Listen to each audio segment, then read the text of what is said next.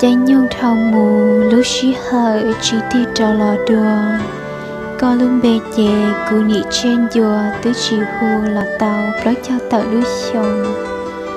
Yêu muốn rồng trò mô hai cho. Dạ tù mô chẳng nhó lúc cờ. Trò một chờ lúc cô một bông. Mẹ cút mông tù nâng sông lù. Xí nhà mù mưa nhà nâng lờ. Chạy cực sợ chỉ nó có mong. Chỉ rong rong vì nu chỉ nhau.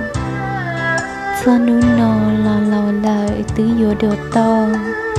Tứ dùa trò dùn dạy đĩa tê. Sẵn ô bê lò lù khơi chìa. Múa hai khìa trò tê mây nhòa. Hùa ba hùa chìa ua bò phăng lợi sư. Đợi có ư múa sao chìa lư tìa. Do một tia mà thọ lọ lưu đùa. Dù lọ ua có rong xin cờ. Cậu chỉ cho tao xin đầy lợi rong đi tiện nó mơ.